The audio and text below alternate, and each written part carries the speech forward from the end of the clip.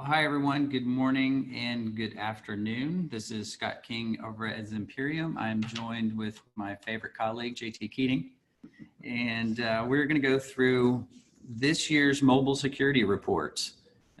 We will have an opportunity to answer questions based on the data or anything else that is appropriate for mobile security at the end. So if you have a question on any of the material that you see, please submit it in the Q&A window. We'll be watching out for great questions and look forward to hearing from everyone listening. So good morning, JT. Thanks for joining me. Good morning, Scott. Looking forward to it as always. Yes. So a little bit about what this data is. So this data was constructed via a survey in a group online. It's about 300,000 group, and we had several thousand respondents. But if you can look at kind of the demographic data. Again, these are people that are security specialists and consultants, CTOs. A lot of people are from IT ops, IT security. So really good respondents to this data. And surprisingly, 20% of the respondents are from companies over 10,000 employees. So big enterprise companies are providing answers into these surveys. And then we're going to summarize what we're going to see. And then the industries, these are industries that we see in our customer base, a lot of technology, financial services, government, regulated industries. So really good data set. Really happy that these guys spend, upwards of 20 to 25 minutes to fill out this survey. It's a really comprehensive survey. And so we're going to get right into it, JT. And the survey consisted of BYOD and security and threat data questions. And the first question's, what are the main benefits of BYOD for your company? And the answers will not be surprising to anybody on this particular question. We will have some answers that I think are surprising and definitely are ones that, compared to the reality of what we see from actually having our detection on device, is different, but this is not one of them. The benefits of BYOD are straightforward, right?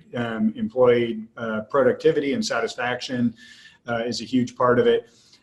It's interesting because as we're going to go through this, this whole thing is not just about BYOD. There's only 2 or 3 questions that have to do with BYOD. It's really about mobile security overall.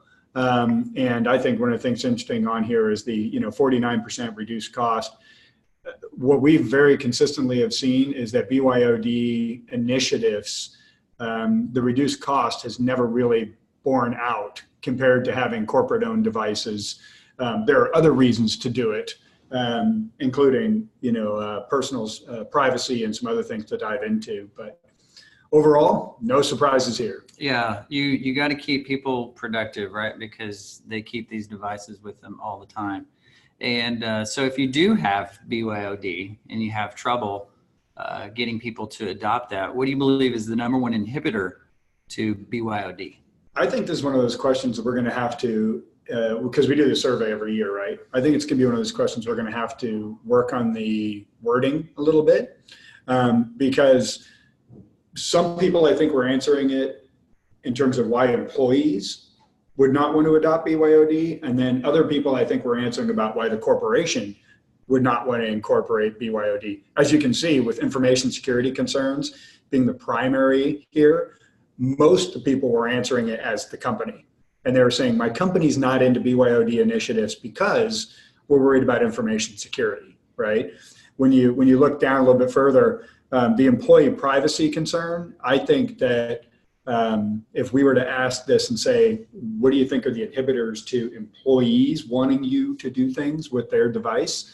The privacy thing would be by far #1. Yeah, privacy is definitely #1. Yeah. And, you did talk about, the company versus the employee. If you look at the bottom of the slide, the management opposition of BYOD, 3% said yes for that. So very, very small. So I think you're right in terms of how they interpret the question. Mm-hmm.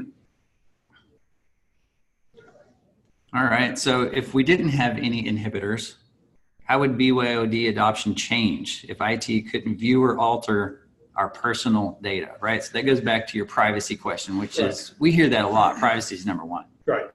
Right. And again, I think this is an interesting thing as we get into the answer about it, because many of the BYOD initiatives, part of the reason why they go BYOD is because employees don't want any visibility into their personal apps and things on those lines. So in this case, you know, if you basically look at it, it's basically saying that 53% say that adoption would increase in some way, shape, or form if employees knew for a fact that you weren't looking at any of their stuff.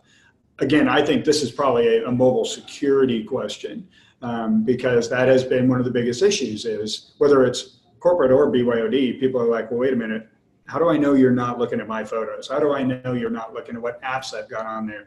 Anything on those lines. But if you couldn't see any of their data and you could convince them, well over half the people said adoption would increase. We should add a question next year on this privacy issue. Who would you fear most viewing your personal data?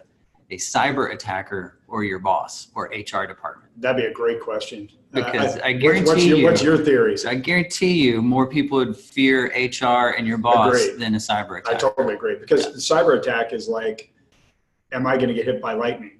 Yeah. You know, versus, you know, so yeah, let's do that. That'd be fun. We'll ask that next time. And then what are your main security concerns related to BYOD? So this kind of goes back into the BYOD versus mobile security. So here we've got some answers that are really security centric. What do we have? Yeah, and here's a couple of things I think are really interesting. The number one has always been, my concern is what happens if somebody loses their device, what happens when the employee leaves, any of the data that's sitting on somebody else's device, I'm worried about losing that from a leakage standpoint. For the 3 or 4 years we've been doing the survey, that's always been number one. What's interesting for me is some of the movements in some of these. You know, lost and stolen devices used to be right up there with it. Now it's down a little bit further. Malware used to be like in the 20% category. Now it's up in the 50% category, right? And then the unauthorized access and the users downloading apps are the two that I want to draw attention to. The unauthorized access, what could create unauthorized access? Who would you be worried about having unauthorized access? You're the BYOD user. I've allowed you to come in. By definition, you're authorized. So if over half these guys are worried about unauthorized access, that means half of them are worried about somebody else using your access to get in, which is completely mobile security, right? That was not that high last year. And then the user download unauthorized apps or content, more and more, whether it's the new Gartner reports or whether it's our own customers, we're seeing there's a real concern about leaky apps that have security and privacy risks with them, not just malicious apps, as we've talked about. And this reinforces that. It's not just talk about malware, which is further down as an individual category, and statistically basically the same, right? But as a separate category in the top three, is I'm just worried about what apps these people are putting on and what sort of security and privacy risks inherent in those apps might be exposing my data.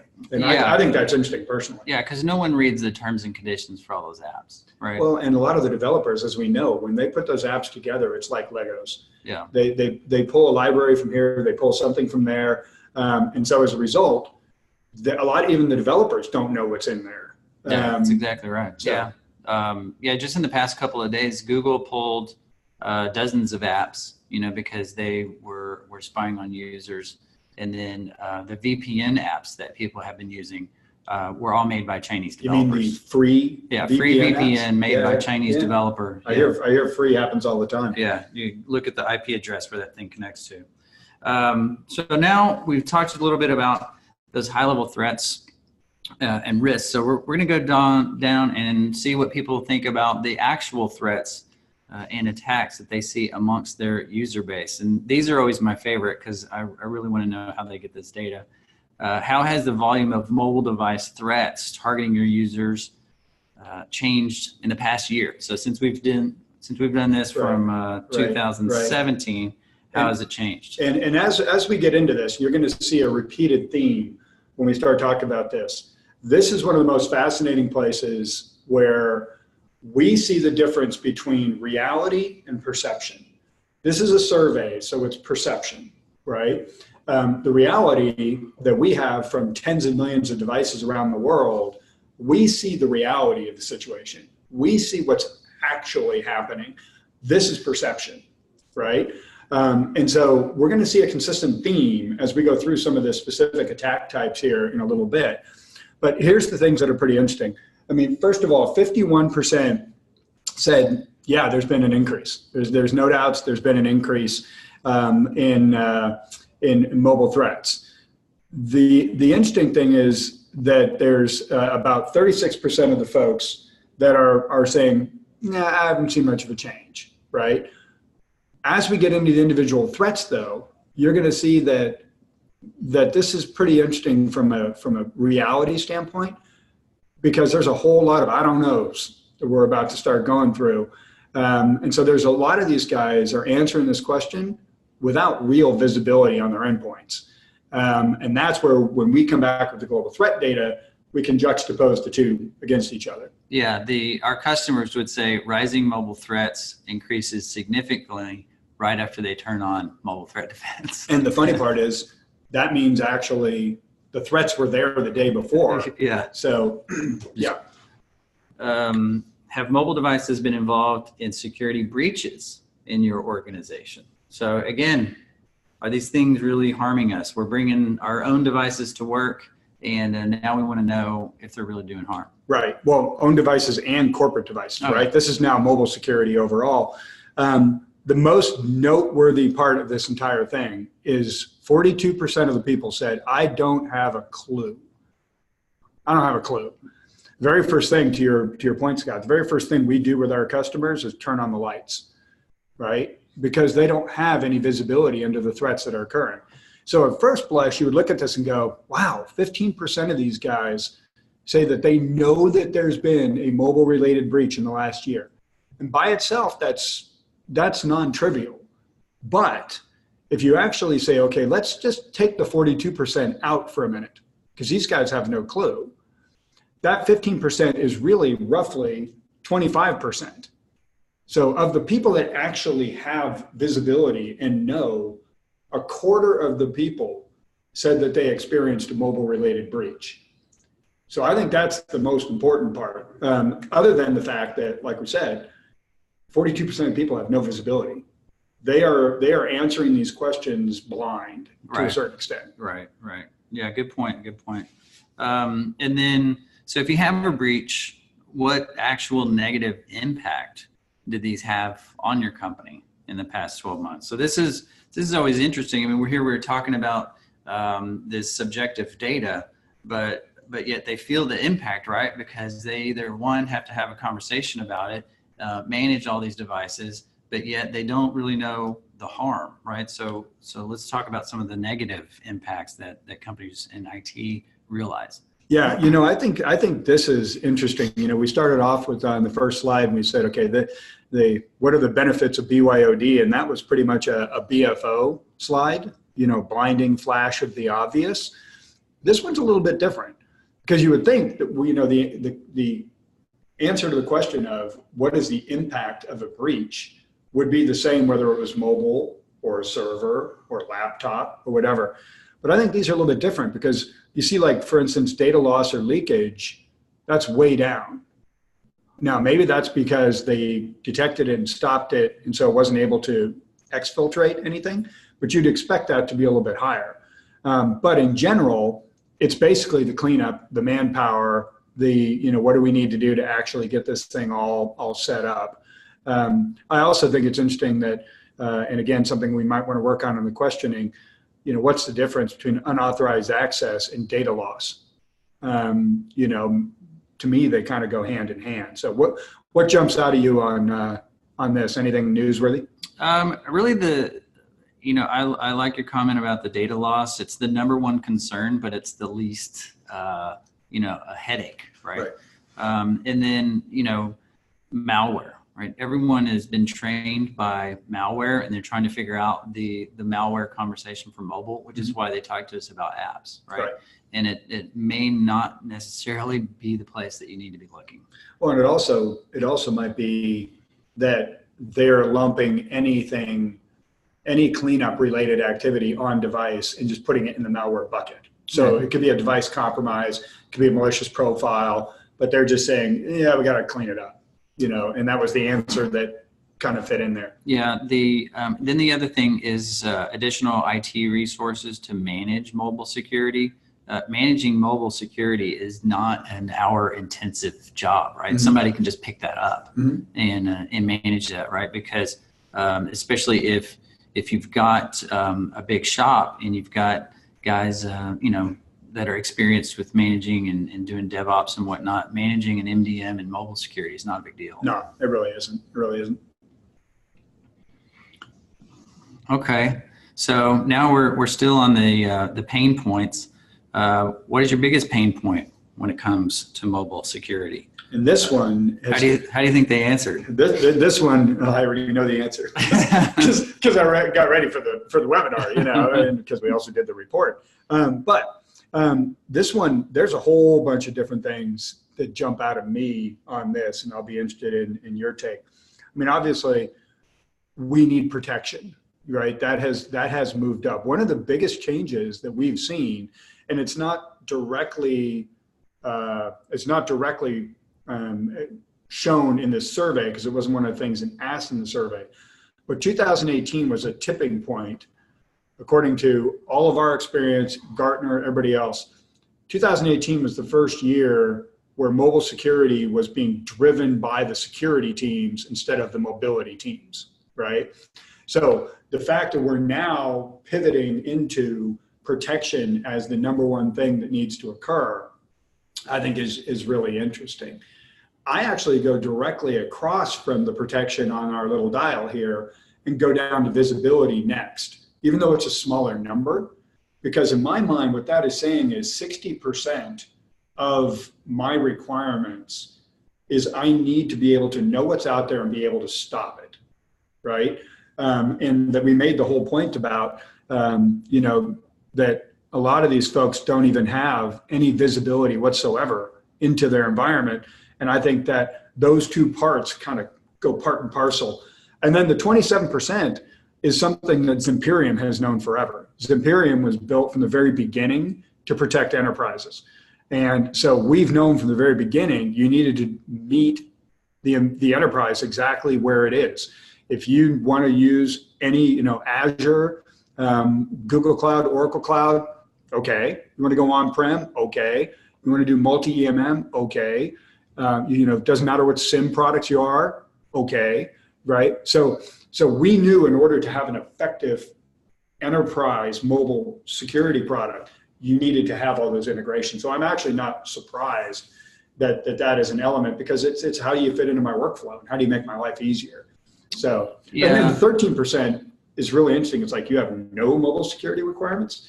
So any requirement will do. Right. Yeah, exactly. Yeah. I really like how you lump together the 43 and 17 for protection and visibility, because, 60% of the people say, that they need visibility in compliance policies, right?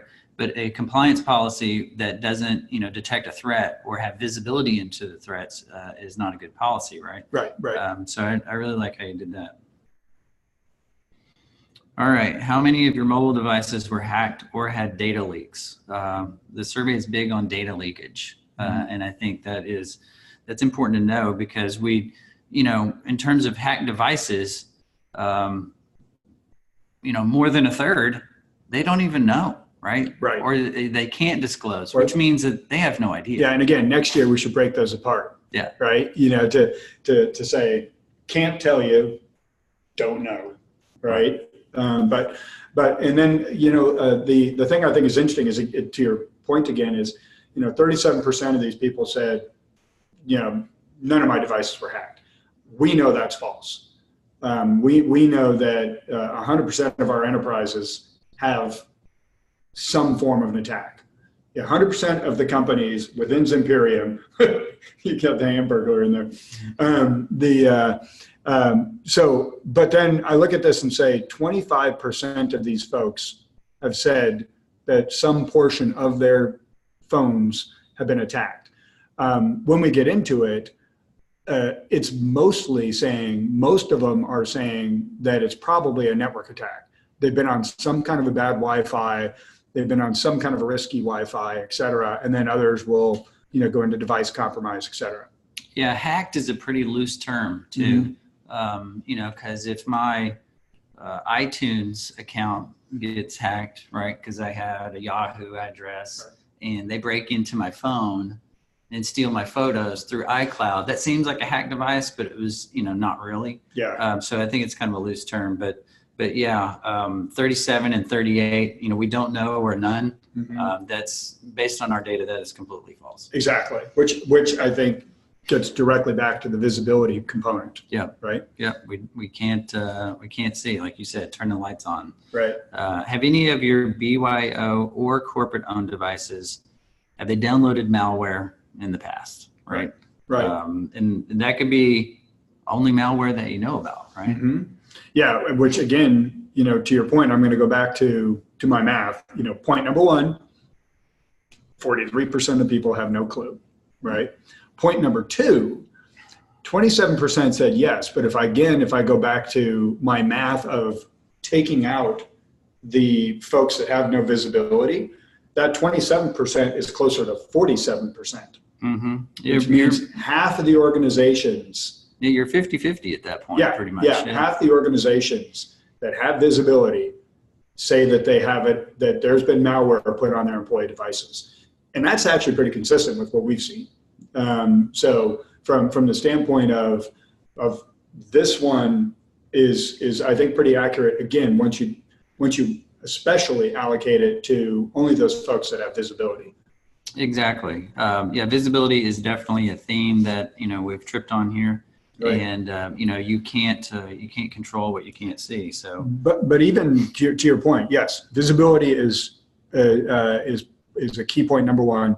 I think key point number two is for those folks that are in the know and doing the same thing to the folks that were in the know last year, significant increase in the answers of, yeah, there's actually attacks going on across different categories. This one being malware. Of course, we're going to roll into another one here next, but it's, again, a consistent theme of an increase. Right. And I mean, it's only going to get worse, right? If I'm a cyber attacker, I'm going to go where the money is, right? Rob banks because that's where the money is. I'm going to attack devices that are prevalent, right? Prevalent and the least protected. Yeah. You're going after land and expand. I'm going to go after the guys that are having access to all these corporate assets that have no protection or visibility on them. Why not? Yeah. So. All right. Have you connected to a malicious Wi-Fi in the past? So basically 50-50 people said malware, right? Right. What are they going to say about Wi-Fi? Have any of your devices done Wi-Fi? Well, first of all, the not sure is a larger number. Yes. Okay. So even with people having some form of malware detection, that lowered that down in terms of the not sure. Even if it was simple signature-based antivirus, the stuff that is simply deterministic and so misses a ton of stuff. Here, they had no ability to view whether or not people have actually been on it half the time. Yeah. Right. So half these people, even the people that have more visibility and other things, half the people here had no clue. Right? Yeah. Of the folks that did have a clue, again, 20% said yes. Again, if we do the math of the people that have a clue, that's 38%. So almost 4 out of 10 of these organizations know that their guys have connected to bad Wi-Fis. And that's pretty high, right? So, if you have a meeting of 10 people and you just take like for instance, like a board meeting, right? The 10 guys in the board meeting, 4 of them have connected to malicious Wi-Fi. Right. That's pretty dangerous. Right. And 5 of them have downloaded malware. Yeah. It's pretty interesting. Yeah. And again, huge increase. Yes. All right. So how do we protect these devices? Which of the following mobile technologies are in place or planned to secure mobile devices. So what do they say? Yeah, this has been, here's a couple of things I think are really interesting about this. First of all, password protection. Okay, I mean, that's not even really a technology that you're telling people. Because again, one of the things we've talked about in a lot of these webinars is the user is the admin. So the user is when it decides what they do. You can't force anything on these guys. If you have an MDM, you can say, look, I'm going to limit your access if you don't do this, but still requires the user to do something, right? So password protection, 68%, that's kind of normal. Device encryption used to be number 2. It used to be just the simple hygiene of, we want to make sure you've got a pass lock. We want to make sure you can encrypt your data. That way, if you lose your phone, blah, blah, blah, blah. Number 3 used to be MDM, right? One of the noteworthy things I mentioned earlier that 2018 was a tipping point where now more mobile security products are being, the whole project is being led by security. This is the first time where endpoint security is over remote wipe or MDM in terms of having or plan to have. So we're starting to see that shift where people are saying, okay, I had MDM, I was providing that infrastructure, but I didn't have any ability to detect threats. I had no visibility into these threats, as the data showed just a few minutes ago. So I think the really interesting thing is mobile endpoint security products in second place is the first time that's ever been. Yeah, I think you're onto something here with, more and more of these projects being handled by the security teams.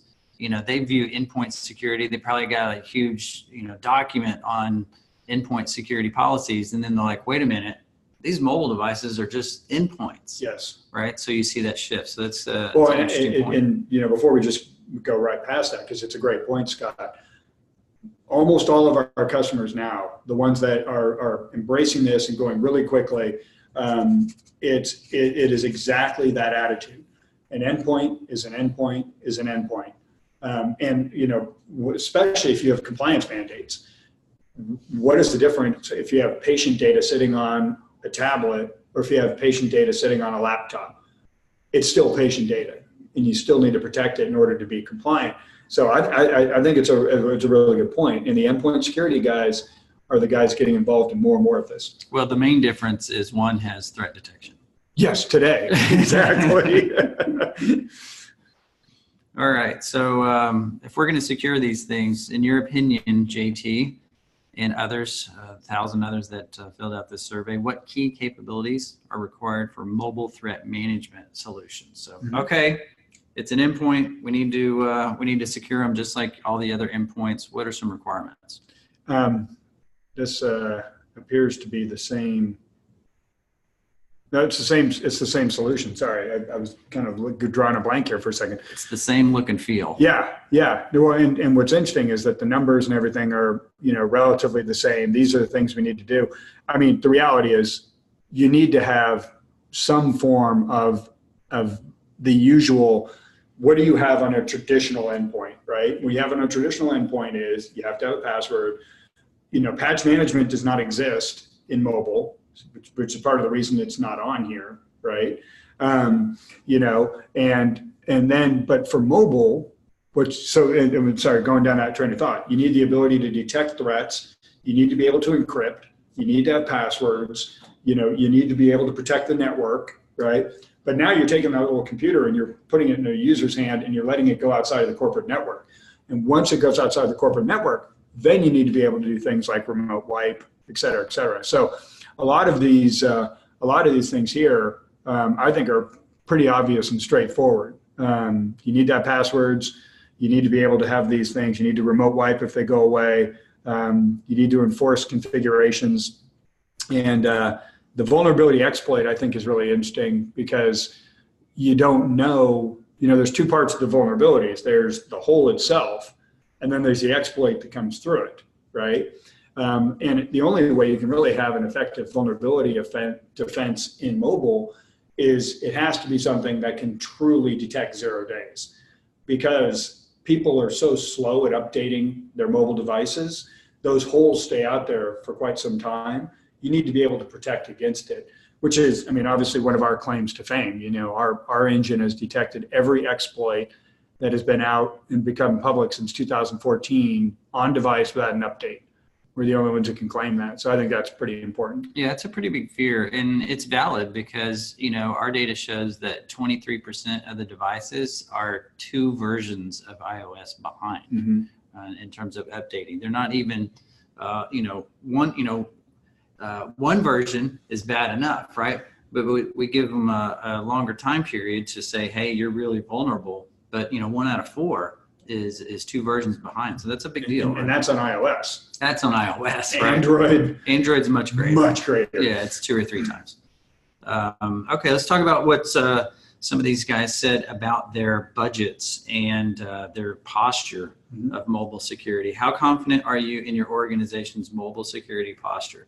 This is actually my favorite question in the survey, right? Right. Because a big chunk of these guys aren't real confident. Exactly. It's you know, if you look at 18% are like, I'm not confident at all, and then 46%. So right there, you're talking, you know, the 64% of people are kind of lukewarm at best about it, right? And it's interesting when I talk to people. This is anecdotal behind the survey because I thought this was a really interesting question. So as I've been talking to customers and asking them the same question, or prospects and asking them the same question, and I'll say, okay, do you agree with these numbers? And they're like, yeah, most people are like, yeah, I'm kind of confident. I said, well, if you're kind of confident, but you have no protection on there, why are you kind of confident? And they said, well, I just haven't heard that there's a mobile breach in the paper. So I know I can kind of get away with it because I got other priorities or whatever the case may be, right? But when you basically say, okay, if somebody was attacking you, which the data is now proving that they are being attacked, every single company, 50% the malware, 40% the MIDMs. Now, how confident are you? And they're like, not at all. Yeah, exactly. Because they can't be, because there's no protection on there. Yeah. Right. Yeah. So why was this like one of your favorite questions? What was the interest that you had in it? Well, because most people, like you said, are just kind of lukewarm confident, right? You know, no one says, yes, I am extremely confident. My mobile security posture is where it needs to be, right? That should be a very high number, especially with the number of comments that we get with, well, iOS is encrypted, or, you know, you can't exploit iOS, right? Except when a new version of iOS comes out, 6 hours later, somebody's already published an exploit for it, right? And it's not even on your device yet, right? So they've been hacking the developer kit. Right. And so they're, like I said, the cyber attackers are so far ahead of everyone in their realization that they're carrying around an unprotected endpoint that has access. Right. I would really like to talk to the people that are the 14% extremely confident. You know, there could be some people that, you know, that truly are just because of implementing solutions. And then I think there's going to be some people that are just saying they are. Yeah. But that's the nature of a survey. Or they could be MTD customers. They can have an MTD. Yeah, that's what I mean. They have a solution of some sort. Yeah. Exactly. All right. Okay. Budget. What did these guys say about mobile security budgets? How's it going to change in the next 12 months? Well, most of them said it's you know, going to stay flat was the biggest answer, but between flat and increase is, you know, 77%, which makes a lot of sense as we continue to see more and more companies saying, I need to do something, right? So they're either keeping their budget or they're increasing it pretty significantly. Only 4% said it's going to decline. Yeah, right. I can't imagine why it would decline if you know, if I become more efficient by connecting more of these devices, I need to manage that. So, but you know, again, the management and securing of mobile devices isn't really resource intensive. No. So it kind of makes sense. Well, and I think the reality is you're always going to have some people that say the budget's going to decline, having nothing to do with the individual category. It could be that the overall security budget for the company is declining, or the overall IT budget is declining, because obviously this is a new field where people are having to choose to invest in it. So Yeah, I totally agree. Exactly. Exactly. All right, JT. Well, thank you very much. I enjoyed talking about this again. Yeah, it's always fun. Look forward every year. But if anybody has any questions, we'll hang on for a sec and try to get some questions answered. Otherwise, we will of course send everyone that registered for the webinar a copy of the report. Mm-hmm. It is different than the slides. If you want the slides, we can send those too, so you can share with your team. If you want to do a lunch and learn or something, I think this would be a good idea for security teams to kind of go through this data. But any closing thoughts? No, like I said, the primary thing is, and we'll go more into this when we come out with our next global threat report, which we do, because our global threat report actually comes from devices themselves. What are we detecting on tens of millions of mobile devices around the world? And so those are ones that obviously have visibility. Those are ones that actually give us reality of what's happening. This is a perception. And I think it's always interesting to compare the two. So when we do the global threat report, which obviously you and I will be doing together, I think that would be a lot of fun to again, harken back to the survey to say, okay, here's this data now, what did the survey say? And compare and contrast the two. So everybody that's here will probably be interested in the global threat data as well when we do that. But other than that, no, thank you very much. I appreciate you, and it's been fun hanging out. All right. Well, thanks everyone, and have a great secure mobile day.